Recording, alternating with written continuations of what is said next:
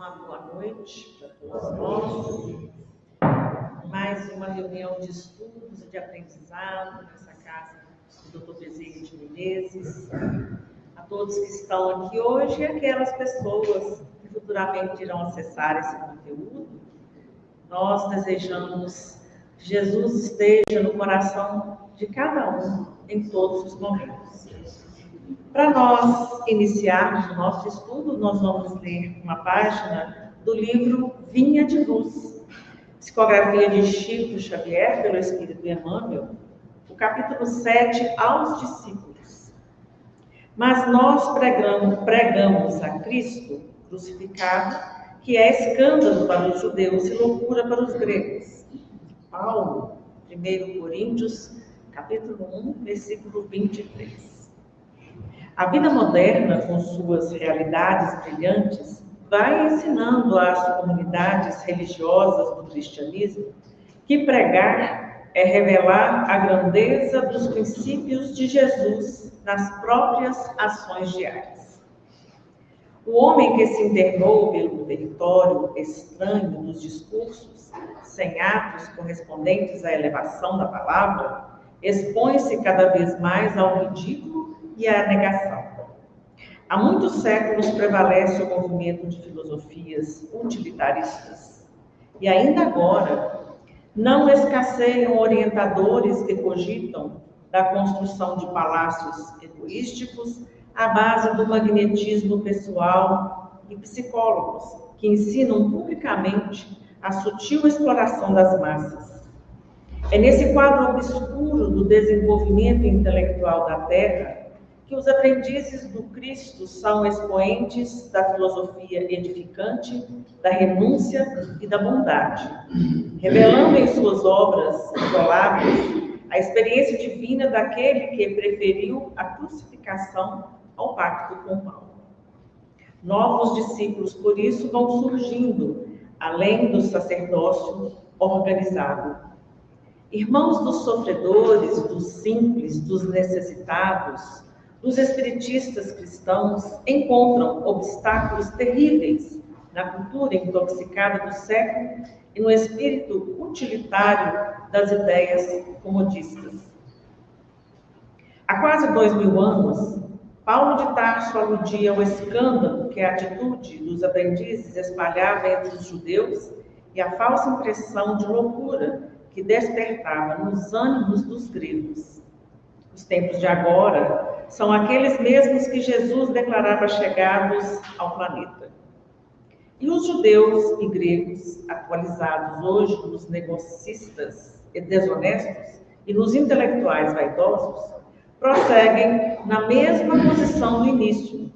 Entre eles surge o continuador do Mestre, transmitindo-lhe o ensinamento com o verbo santificante pelas ações testemunhais.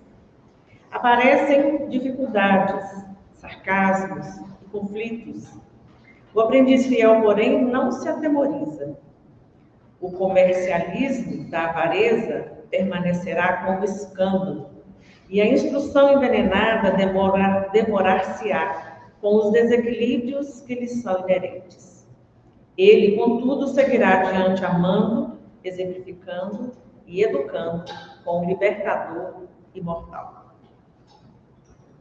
Nós vamos, então, nesse momento, elevar os nossos pensamentos ao alto, numa prece de agradecimento por todas as oportunidades que nós recebemos da espiritualidade, de Deus, de Jesus, esse incomparável Mestre que guia-nos sempre no caminho do bem. Nosso agradecimento pelas oportunidades que temos de ser e de fazer melhor. Permita, Senhor Jesus, que nesta noite, todos nós do plano físico e do plano espiritual, que nos encontramos nesta casa, e aqueles que acorrerem a esse conteúdo futuramente, possamos todos nós estar sempre envolvidos nas tuas energias de proteção, de luz, de bom ânimo, de entendimento, de humildade. Que essas lições desta noite trazidas pelo nosso companheiro de Manhuaçu, possam ser palavras que falem aos nossos corações, possamos sair daqui mais pensativos, mas não só pensativos, encontrando uma forma de colocar em nossas vidas cada lição que aqui nós aprendemos. Ilumina o nosso palestrante da noite, para que o conteúdo que ele preparou para trazer fale aos nossos corações, aos nossos pensamentos, aos nossos anseios. Damos graças ao Senhor por tudo e rogamos que o Senhor seja conosco, não só hoje, mas em todos os dias da nossa existência. Que assim seja, graças a Deus e a Jesus. E, após essa prece, nós vamos chamar o nosso companheiro, que veio lá de Manhuaçu para trazer para nós lições muito valiosas, né? Então, seja bem-vindo, Gabriel, a palavra é sua.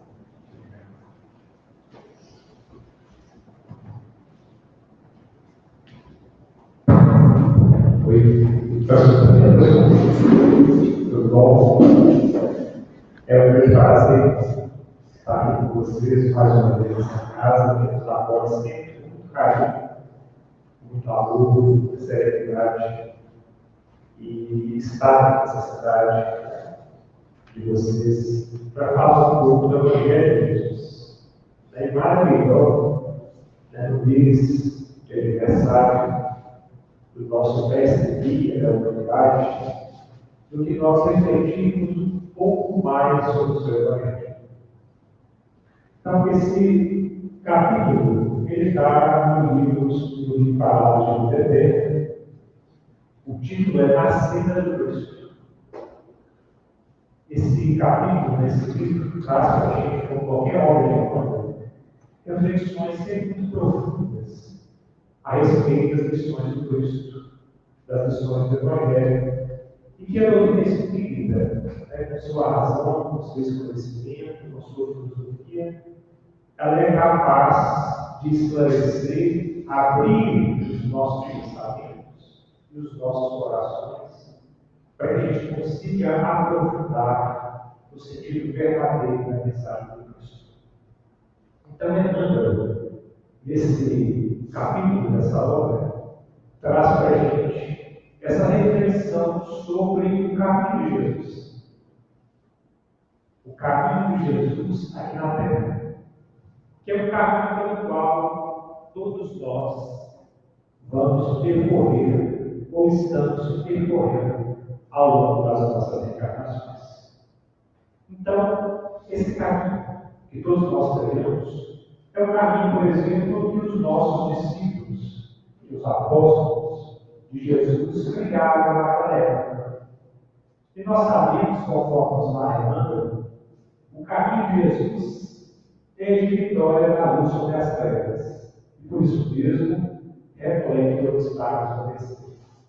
Nós sabemos que essa caminhada que nós nos propomos a fazer no rumo do processo de aperfeiçoamento, ela é um caminho que nós temos, obviamente, dificuldades muitas vezes a vencer, obstáculos a superar, mas são dificuldades que nós nos programamos no plano espiritual e que nós sabemos que não nos podemos realizar. Quando nós estudamos as obras de Emmanuel, estudamos as obras da Amélia Rodrigues, estudamos as obras do Humberto Campos, nós vamos analisando esses livros que falam, retratam, por exemplo, as passagens do Evangelho. A gente observa com muita naturalidade nas descrições dos autores que os discípulos que eles estavam encontraram muita dificuldade em compreender o ensinamento de Cristo. Conforme muitos de nós ainda encontramos dificuldade em compreender a sua profundidade de ensinamento. A gente vai observar, por exemplo, em diversas passagens do livro do Evangelho, por exemplo, em que os discípulos, por várias vezes, em diálogos com Jesus, não conseguem compreender a profundidade do seu ensinamento. A maior parte deles só vão compreender isso após o processo de ressurreição, onde Jesus demonstra, né, a verdadeira imortalidade da alma. Aí que os discípulos muitas vezes caem em si e começam a compreender em profundidade a mensagem de Cristo.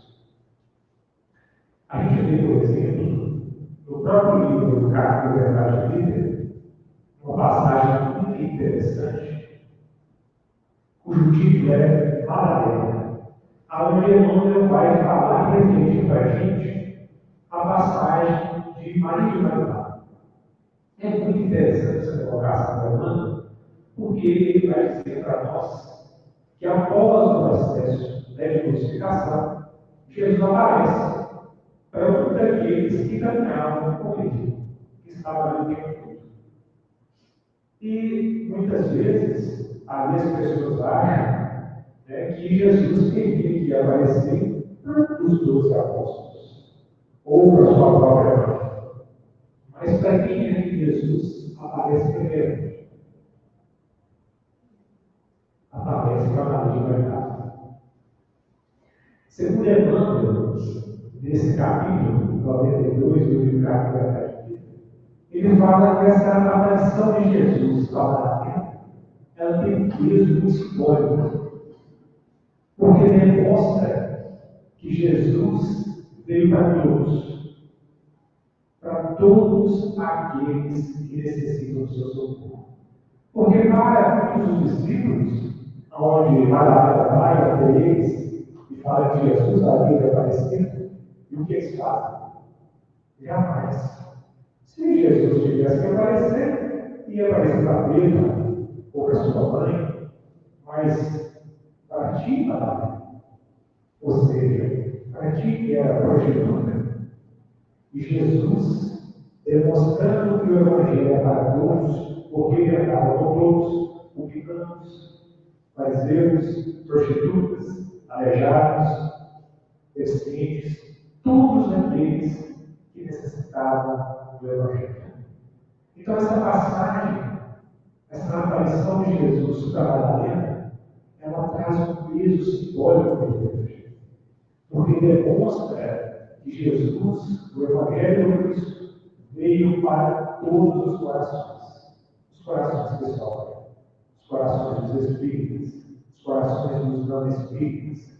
A mensagem do Evangelho que ele viu é para todos, sem exceção. E na passagem, nessa passagem, como nós falamos de Madalena, ela representa também uma simbologia de transformação mediante. Porque já como o próprio Emmanuel, nesse mesmo capítulo, ele vai falar para nós que nessa passagem, Madalena representa, dentre os discípulos, dentre os apóstolos, até mesmo mais do que Paulo, né? Representa o apóstolo que mais imolou a si mesmo. Ou seja, representa os discípulos que mais realizou a transformação íntima que tanto nós falamos na casa espírita.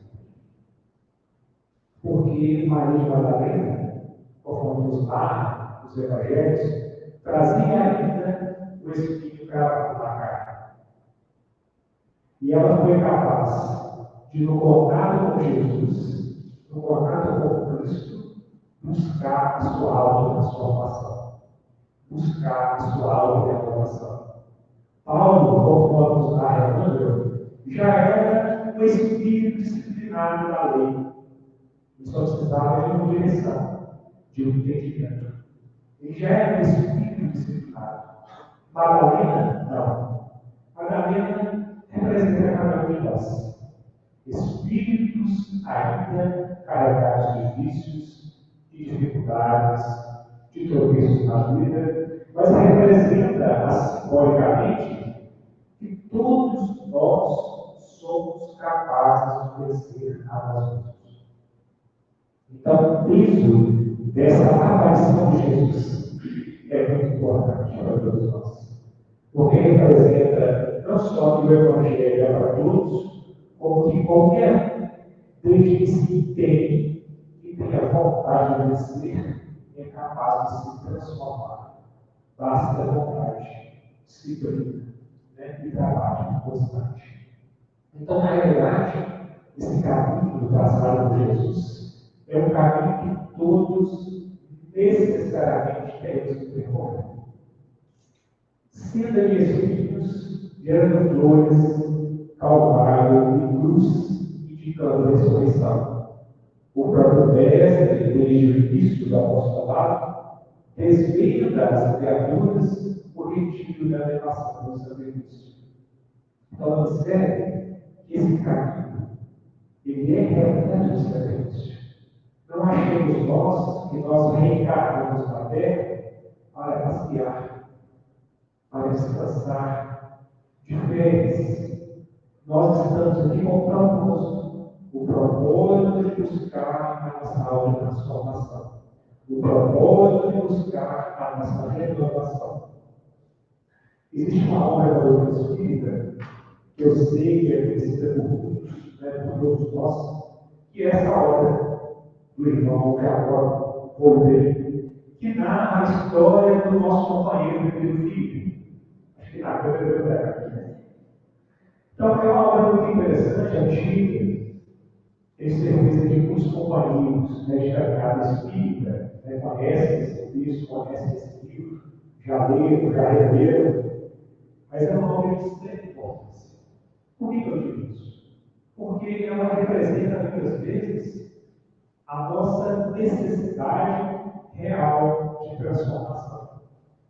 Ela representa um simbolismo muito importante para nós espíritas, porque ela narra o processo de desencarnação de um espírita quando chega no plano espiritual.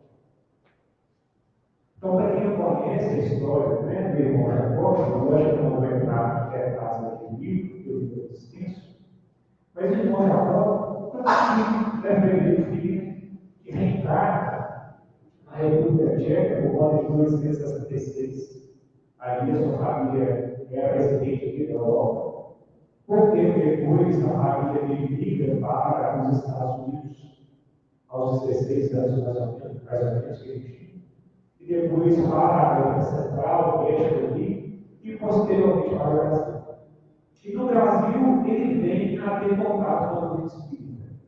Se torna um grande divulgador da doutrina espírita, vice-presidente suplicante da Federação Espírita Brasileira, palestrante, trabalhador ativo do movimento espírita, mas quando Frederico Filho desencarna e chega no plano espiritual, ele observa que, apesar de todo o esforço e todo o trabalho que ele fez, toda a técnica trabalhada, dentro dele brilhava com a luz.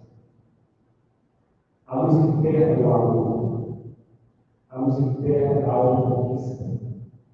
Observe que essa análise é muito importante. Dentre os diversos trechos do livro que são extremamente importantes para todos nós espíritas, quem não leu já muito bem, existe um que me chamou mais a atenção, que eu vou ler para ele, e que ele fala assim: fôramos mais apaixonados pela ideia elevada que propriamente realizadores dela. Achávamos agora um campo diferente da matéria, onde só os conquistadores de si mesmos, no supremo bem ao próximo, guardavam posição de realce e domínio. Olha só que interessante.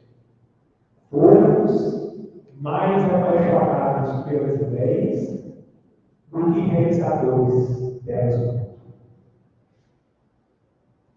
Então, nós muitas vezes tomamos contato com o Evangelho do Cristo algumas encarnações atrás.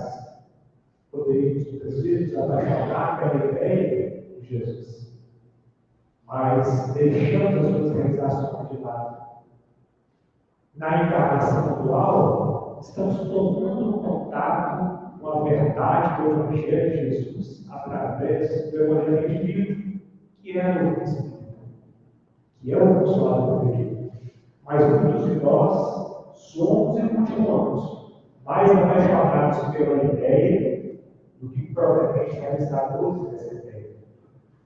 Tanto em volta daqueles que estão ao nosso redor, quanto dentro de nós mesmos. Porque uma das coisas que o Pedro Friedman fala para nós é que, apesar de todo o trabalho e de toda doação, faltou o trabalho com amor, o trabalho da sinceridade, o trabalho da realização. Então, nós necessitamos desse processo. Necessitamos dessa autotransformação. No livro O Ser Consciente, que é uma obra também muito interessante, né? Do nosso companheiro, nossa companheira, né? A Joana Jantes, pelo nosso companheiro, gravado pelo nosso companheiro Paulo Franco.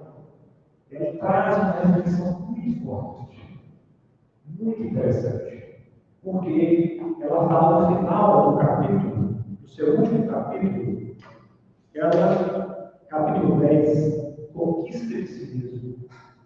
Ela faz uma análise a respeito do posicionamento do pensamento do psicólogo russo, que é George Lukács. Desculpa o meu russo aí, não, mas esse psicólogo é interessante que ele faz uma análise do nível de consciência de cada um de nós.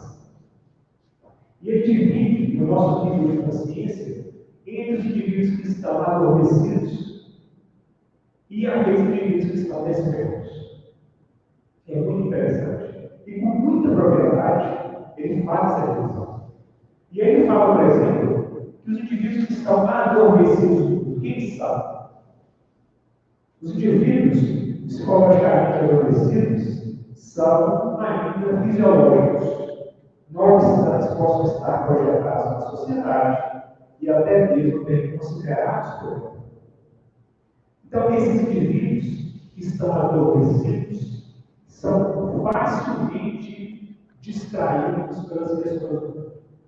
Se deixam envolver pelas questões diárias do dia a dia, sem se preocupar com as questões do espírito. Olha só que interessante. As distrações do mundo habilmente conquistam os indivíduos adormecidos.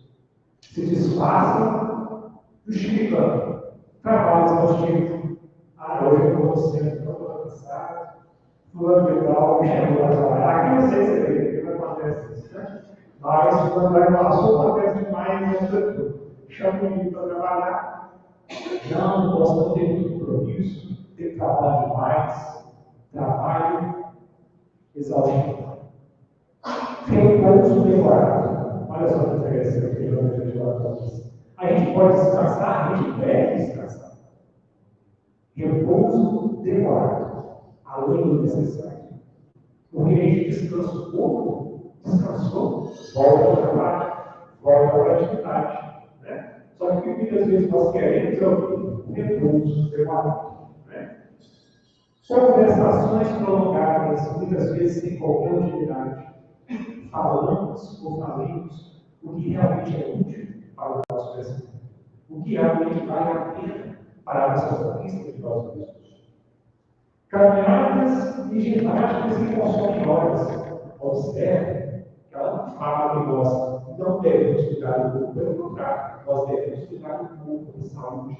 Isso faz parte do instrumento de trabalho nosso. Mas aqui nós falamos daquele que ficam lá 3, 4, 5 horas na academia. E não só atletas, nós vivemos, né? Indivíduos que consomem horas a fio no aprimoramento do corpo, esquece do aprimoramento do espírito. E que não obstante úteis, ela vai falar, desviam da meta essencial do despertamento do espírito. Então, observe. Indivíduo adormecido, conforme os marcos antes, somos todos nós que esquecemos das questões realmente importantes da vida, que é a conquista do espírito, que é a conquista do espírito mortal que somos, e passamos a dar atenção demasiada àquilo que é efêmero, àquilo que é passageiro, àquilo que vai se desaparecer com a morte do mundo. Mas ela fala dos indivíduos que estão despertos, ou seja, aqueles que já acordaram para a realidade essencial da vida. Significa que esses indivíduos já começam a identificar novos recursos ao alcance, descobrir valores expressivos que estão desperdiçados, começam a olhar para dentro de si mesmo e observar que são indivíduos que carregam potenciais a serem representados. Para de olhar para o outro como olhar da inveja, de querer o que é do outro, e passa a olhar para dentro de si mesmo e observar os seus próprios potenciais, as suas próprias conquistas. Segundo diz a psicologia, a psiquiatria, 15 minutos que nós passamos nas redes sociais aumenta a nossa probabilidade de entrar em depressão de forma exponencial.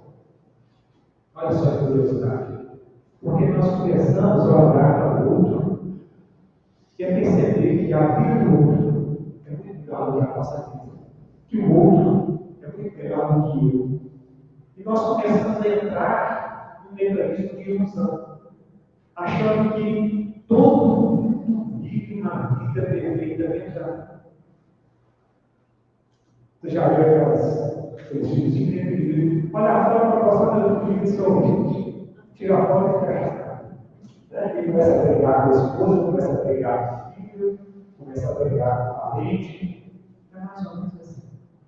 Nós temos a imagem fatiada nas redes sociais de uma realidade que não é verdade. Então, observamos que quando nós passamos a olhar para nós mesmos e passamos a observar o potencial que nós carregamos, sem nos compararmos com ninguém, porque nós somos seres singulares. Nós não necessitamos nos comparar com ninguém. Cada um traz características únicas do processo evolutivo. Cada um traz experiências únicas ao longo do processo de aprendizado. Então, nós somos seres singulares. Cada um tem, em determinada existência, a possibilidade de despertar e crescer em determinadas questões que o outro não possui. Então, eu tenho que olhar para dentro de mim mesmo, que eu ia encontrar o potencial de mim para apresentar. E são tantos potenciais que nós podemos apresentar.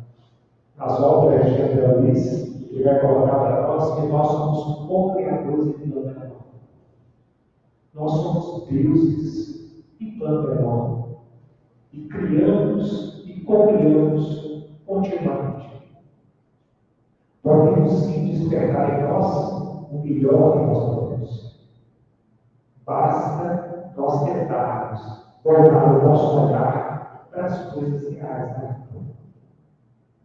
Então, é necessário que, para o nosso crescimento, nós necessitamos de questões que são fundamentais na nossa existência. A primeira delas é o estudo. Nós necessitamos do estudo. O estudo para compreender, entender, saber. Porque o estudo das obras da doutrina espírita, o estudo do Evangelho, a luz da doutrina espírita, ela vai nos dar uma direção. Ela vai nos dar um caminho. Ela vai nos mostrar, através do entendimento, para onde eu venho. Como diz o ditado popular dos filmes, né? Quando eu não sei para onde ir, eu ditado isso. Qualquer caminho. E para a evolução do espírito, não é todo caminho que serve. Como dizia a palavra, tudo é isso, mas nem tudo é bom. Então, quando eu estudo, eu compreendo, eu entendo e sinto que aquilo que eu estou refletindo é verdadeiro. Eu traço para mim uma direção. Eu consigo estabelecer para mim um norte, uma bússola. E o Espiritismo faz com cada um de nós é dizer para onde eu tenho que ir, para onde eu tenho que caminhar. Ele está sempre nos mostrando essa direção. Então, o estudo reflexivo da doutrina espírita, ele é de extrema importância, justamente porque ele vai nos dar essa direção. estudo. Um segundo item que é extremamente importante, o trabalho. Ninguém conquista a si mesmo sem trabalho. Ninguém é capaz de transformar a si mesmo isolado do alto de uma montanha, refletindo, orando, rezando, sem contato com o mundo. Nós necessitamos do trabalho para colocarmos em prática aquele conhecimento que nós aprendemos. O trabalho é essencial para o crescimento espírito. O trabalho em todas as áreas. O trabalho na família, na convivência familiar, o trabalho na casa espírita, o trabalho no nosso fundamental. Os trabalhos úteis que nós podemos realizar são essenciais para o processo de aprendizagem espírita. O terceiro item é a reflexão, a meditação. Nós necessitamos parar, refletir, meditar, orar, para entrar em contato conosco mesmos. Entrar em contato com o seu potencial divino que cada um nos carrega. Se nós estamos num turbilhão do dia a dia, num turbilhão do envolvimento dos problemas do dia a dia, sem parar, refletir, nos conectar com a espiritualidade maior, nós não conseguimos essa sintonia mental com os irmãos, com os espíritos amigos, que estão muitas vezes ao nosso lado para nos correr, ao nosso lado para nos ajudar. É importante que nós saibamos que ninguém está só. Ninguém está só. Um dos quadros, que geram as depressões, que infelizmente acabam levando os indivíduos a suicídio, é a solidão. Mas é importante que cada um de nós tenha em mente que nós não estamos sós. Existem pessoas ao nosso lado a nos auxiliar o tempo todo. Se não encarnados que Deus nos envia, são os irmãos desencarnados, nos auxiliando, nos promovendo um impulso de evolução, nos promovendo um impulso de crescimento espiritual, não deixando que nós venhamos a cair em novos erros. Nós só precisamos sintonizar esses erros. Então, o estudo, o trabalho, a meditação, a oração reflexiva, são instrumentos que a doutrina espírita nos fornece para o nosso processo de crescimento, para o nosso processo de evolução. E o convite, ele é feito a todo tempo.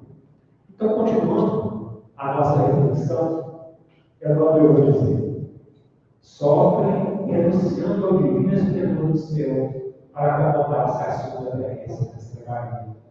Experimenta a incompreensão da sua época, auxilia sem paga, segue sem recompensa, padece a desconfiança dos mais amados, depois de oferecer sublime espetáculo de abnegação e grandeza, instala o maneiro do homem do corpo. Então, observe, Jesus nos mostrou o caminho, a senda do Cristo, para que cada um de nós possa perceber esse caminho. Ele falou que esse é um caminho fácil. Ele falou que esse é tranquilo, não. Ele, inclusive, fala com os discípulos. Fala para eles que eles têm dores e aflições. Mas, ao lado do ele fala assim: não, jamais. Mas o que os discípulos fazem no processo de crucificação? Pega para quem quer. Pedro nega 3 vezes, corre os demais, corre para um lado, fica o outro ali do lado dele. A sua mãe e um outro discípulo que permaneceu fiel ao Cristo. E olha, gente, nós estamos falando de Jesus. E discípulos de espíritos que caminharam com ele durante alguns anos, que conviveram com ele e que ele antecipou o que iria acontecer. O que aconteceu? Mas por que isso? A condenação, isso não. Porque Jesus não condenava nenhum deles, nem condenou nenhum deles.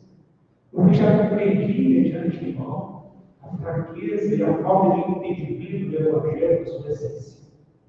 Mas agora orienta, que explica. E é isso que os discípulos fazem, se tornam apóstolos posteriormente. Pedro desencarna décadas depois, crucificado, ao lado do soldado que havia guardado ele para algo. Está no livro da América, Rodrigues, no livro qual acho que é trivial,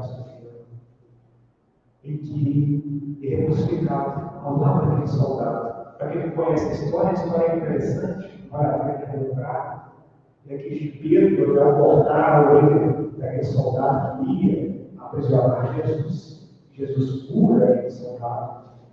Décadas depois, muitas décadas depois, na crucificação de Pedro, aquele soldado, identificando o apóstolo que havia decepado ele, acusa e continuava acusando Pedro como um malfeitor, como indivíduo que havia transgredido as leis do mundo e que deveria ser condenado à crucificação.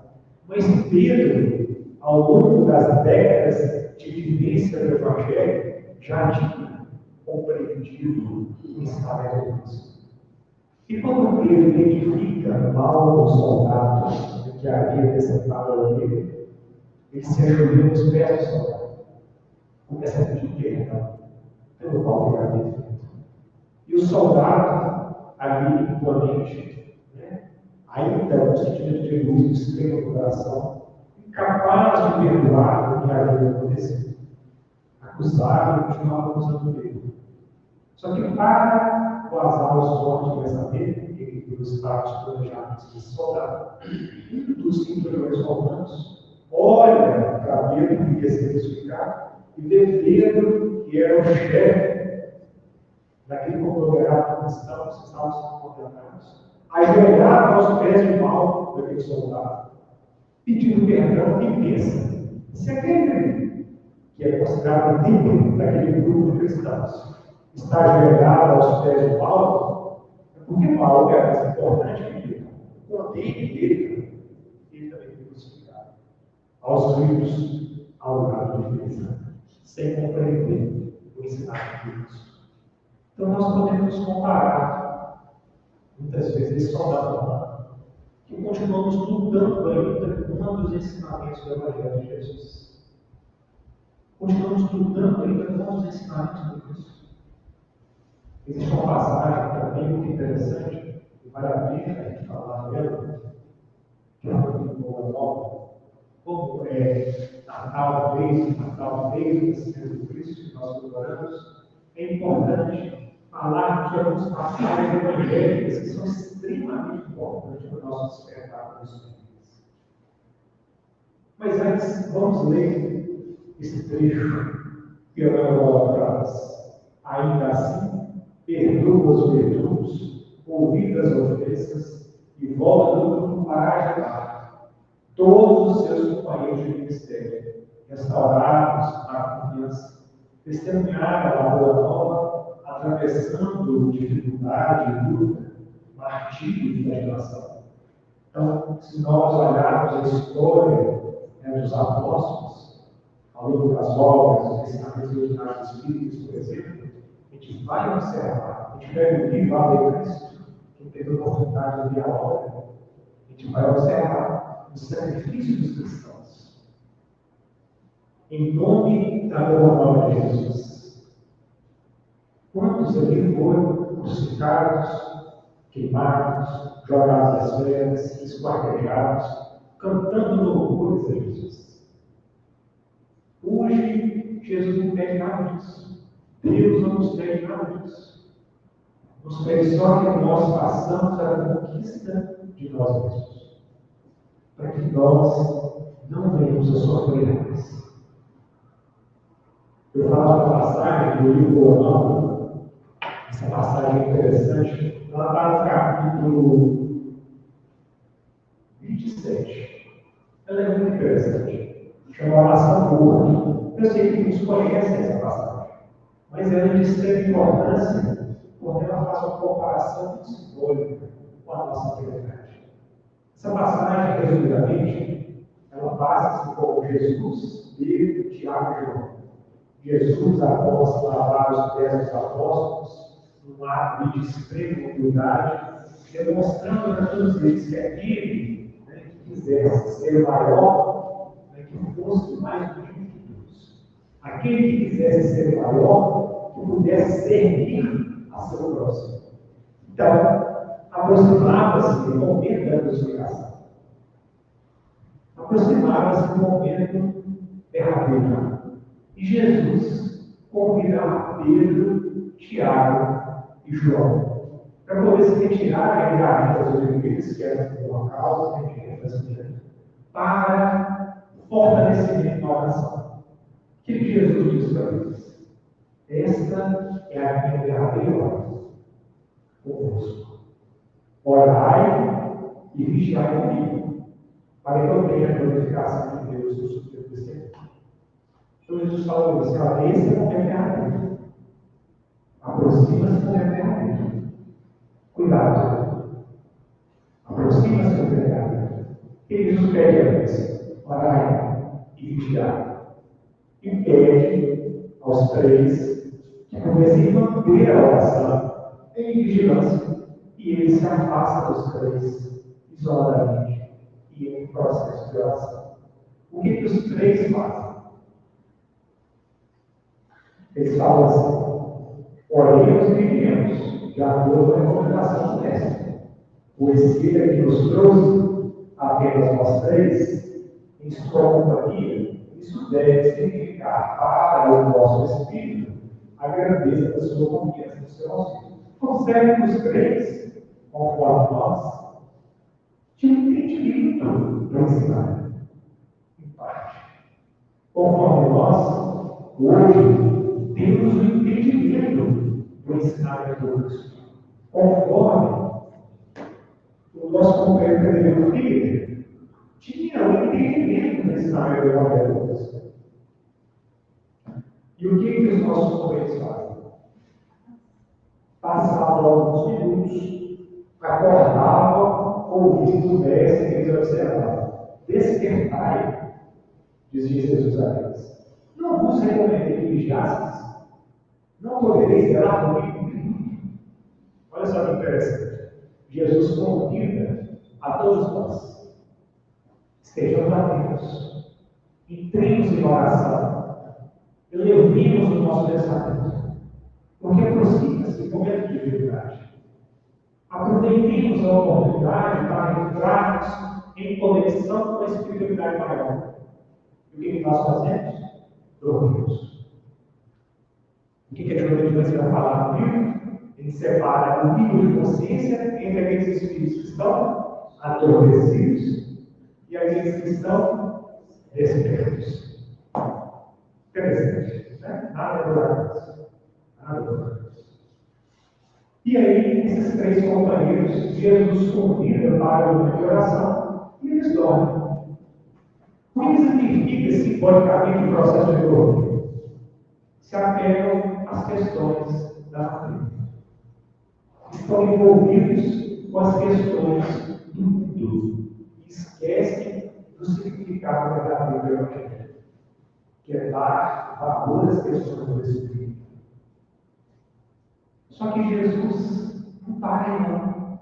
Fala para eles assim: tudo bem, vocês estão ouvindo, né? Mais uma vez, Jesus chega para ele e fala assim: olha, vou pedir para você de novo.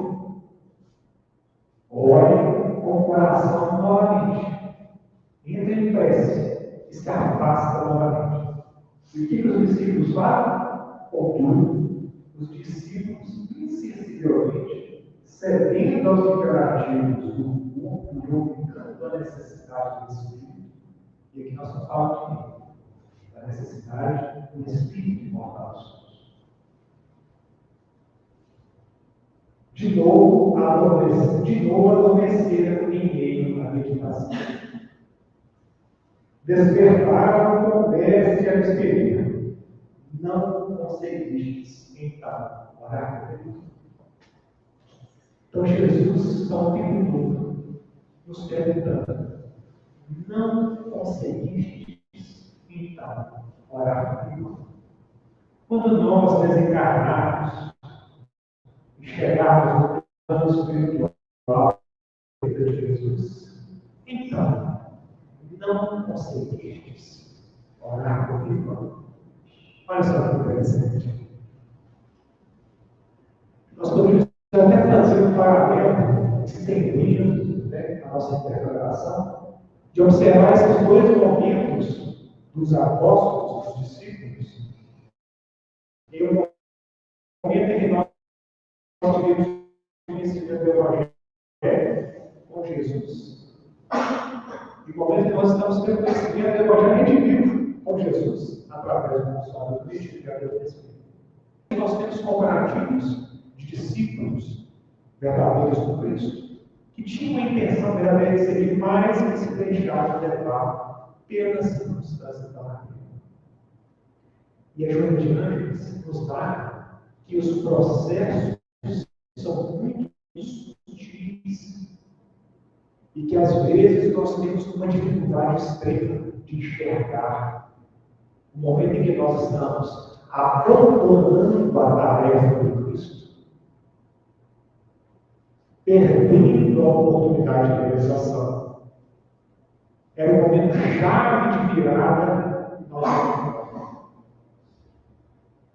Então nós temos que nos atentar aos apóstolos como discípulos, que ali por duas vezes adormeceram ao convite de Cristo. Não puderes orar comigo nem comigo. Olha só que interessante. Né? Como nós podemos fazer esses paralelos, né, em relação às obras doutrinárias espíritas, com os mais diferentes autores, e observar a importância da conquista de nós mesmos, a importância da conquista do Evangelho de Cristo dentro de cada um de nós. E assim a Dona continua, aqui nos faltava aqui. Inúteis desse modo os círculos da nossa fé, os petitórios de protecionismo e vantagens interiores.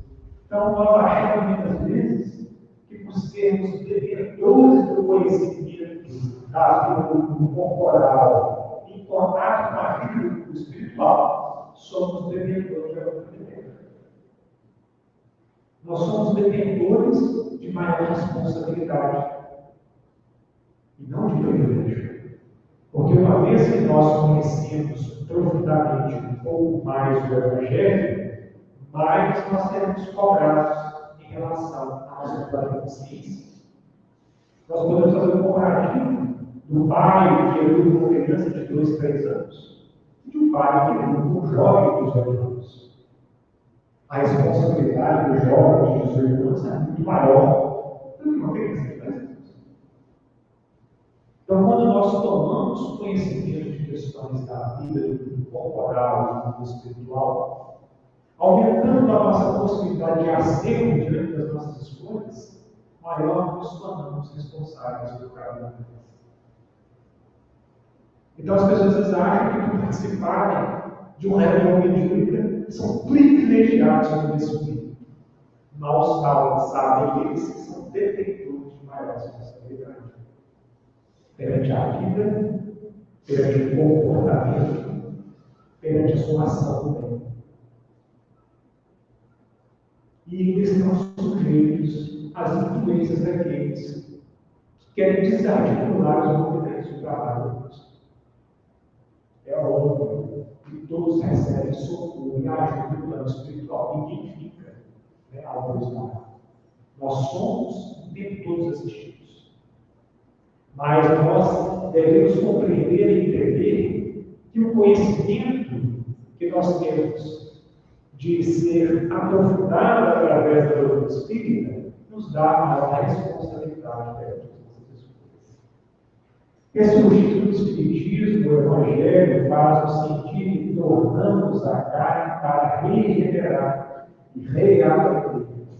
Então, é um processo de aprendizado constante, de reaprendizado constante, de entendimento constante, de disciplina. Então é preciso que nós tenhamos vontade de Deus, vontade e desejo de Deus, para buscar constantemente esse processo. Vir à casa espírita é uma oportunidade única. Por que eu digo isso? Porque aqui na casa espírita nós temos a oportunidade de receber o auxílio da espiritualidade e refletir e reforçar esse convite do Cristo dentro de nós. Aqui nós trocamos energias fluídicas. O momento da pandemia foi um momento terrível. Nós não tínhamos outra alternativa se não utilizarmos os instrumentos de comunicação à distância. Mas nós já temos um tempo que estamos tendo a oportunidade de retornar à casa, de trocar experiências, de juntar, de nos aglomerarmos, né? De poder trocar essas boas energias, recebendo o auxílio da espiritualidade para renovar o convite dentro de cada um de nós. Porque a responsabilidade é conosco mesmo, gente. Não é com o presidente da casa, não é com uma pessoa que está no movimento espírita, não, é conosco mesmo. É com cada um de nós. É a nossa própria consciência que nos cobra perante a própria lei divina. E não tem como fugir da própria consciência.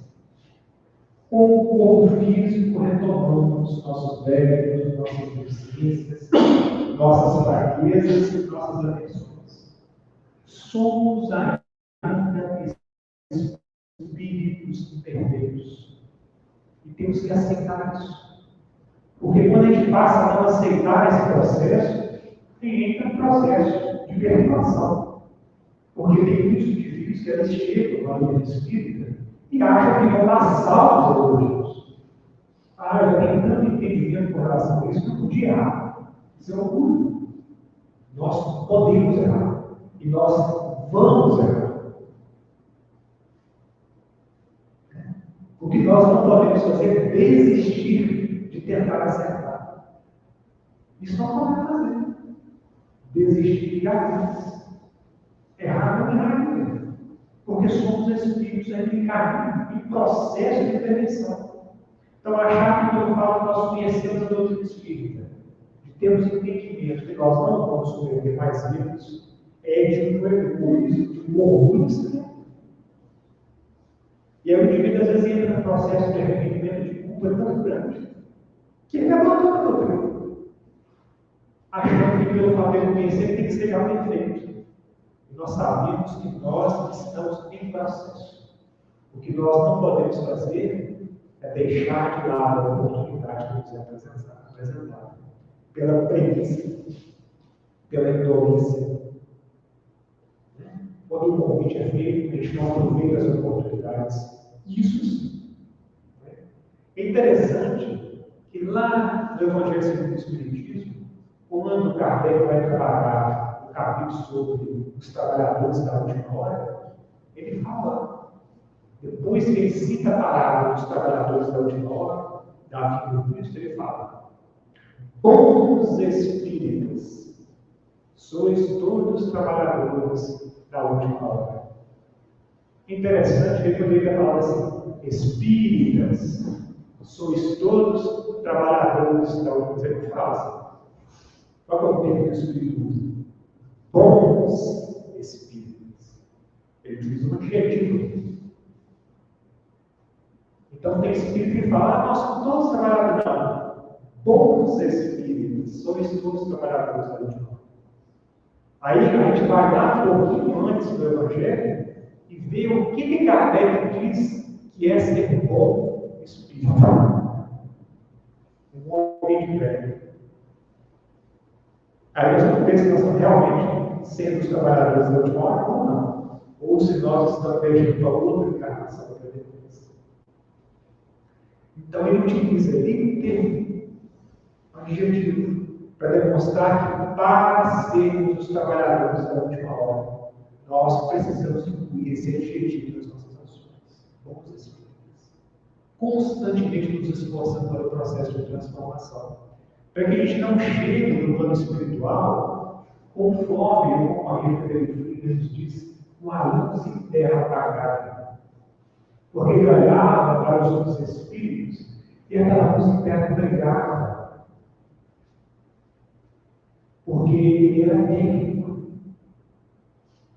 Ele fazia o trabalho dele, fazia o serviço dele, mas faltava o amor. Faltava a dedicação sincera. Faltava a adoração sincera. A razão conduzia ele ao processo, mas faltava o amor no trabalho. Olha que interessante. Atenta a isso, nem tem que aprender a trabalhar. Às vezes a gente vai assim mesmo, com a razão, porque é através do exercício que nós conquistamos o amor. Não é para ficar deitado no sofá, assim, eu estou esperando o amor chegar. Não. Então a gente vai com a razão, sabendo que a gente tem que trabalhar o amor, sabendo que a gente tem que trabalhar o sentimento de fraternidade, a convivência com cada um de nós na casa espírita. A gente fica tão triste quando a gente vê, né, que a gente faz parte do movimento espírita, os movimentos federativos, eu convivo em muitas casas, com muitos companheiros de presidência de casas espíritas. O que me entristece é quando eu vejo o presidente assumir uma casa e aquele grupo, outro grupo que estava na casa, sai da presidência e não faz mais nada.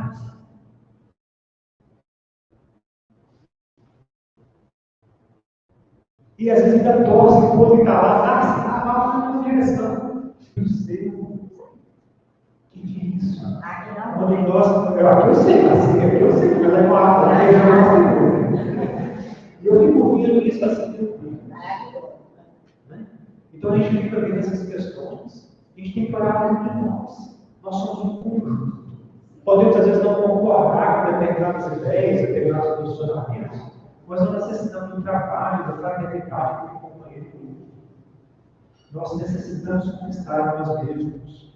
Necessitamos conquistar o Evangelho de cada um de nós, para despertar o sentimento verdadeiro de amor. Então, o Frederico Filho fala que trabalho, sim, com razão, sim, mas se puder com amor. Porque o trabalho com amor não cansa. Às vezes a pessoa trabalha, igual o Chico, né? Igual o Divaldo, dormia 2 horas, 3 horas por noite, trabalhava. Está cansado? Não, não tem. O trabalho com amor não cansa. Então nós podemos aprender a desenvolver esse trabalho com amor. Enquanto não fazemos, vamos com a razão mesmo. Porque ficar parado não pode, que a gente desenvolve nada. E não superaremos os entraves da própria liberação, providenciando ajuste inadequado nos nossos desejos conscientes. Acusar, reclamar, queixar-se, não são verbos conjugáveis no campo de nossos princípios. Então a gente observa esses trabalhadores de grande culto, vocês viram o Chico reclamando o tempo todo.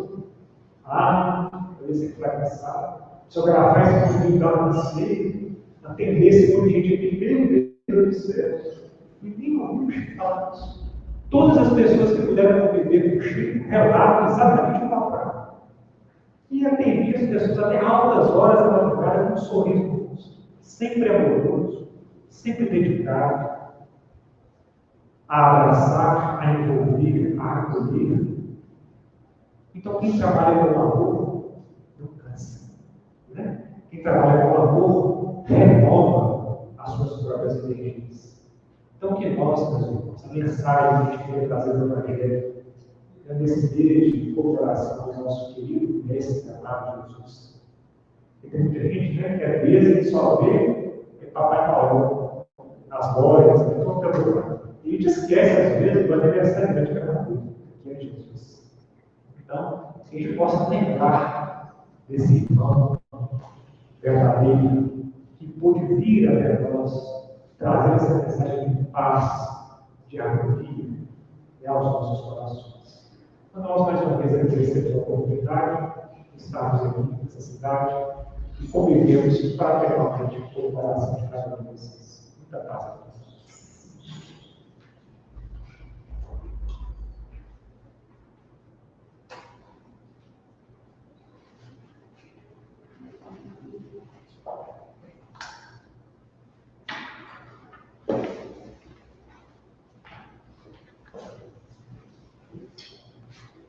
Querido irmão Gabriel, somos extremamente gratos por suas palavras.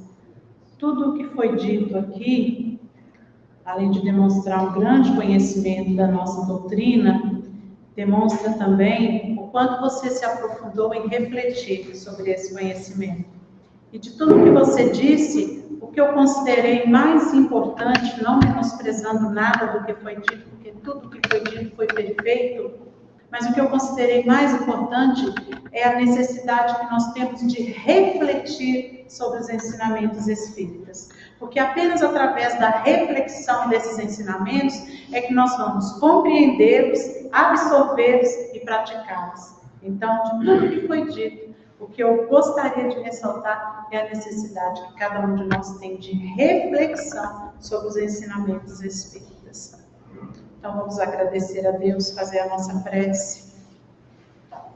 Amado Jesus, Senhor de nossas vidas, com nossos corações alegres e cheios do conhecimento que nos foi permitido receber nesta noite, nós elevamos a Ti, Senhor das nossas vidas, a nossa gratidão pela oportunidade de termos contato com essa doutrina consoladora, reveladora, esclarecedora dos Teus ensinamentos, que tanta oportunidade nos dá de transcendermos a materialidade e elevarmos-nos até um mundo espiritual onde seremos luz. Nós te rogamos, Jesus, que envolva o nosso irmão Gabriel nas suas bênçãos divinas, a fim de que ele possa fazer um bom retorno para a sua casa. E gostaríamos de suplicar-te, Senhor, que abençoe, que envie os seus benfeitores a cada um dos nossos irmãos cujos nomes se encontram nas nossas listas de preces e de orações, a fim de que cada um seja socorrido conforme a sua necessidade.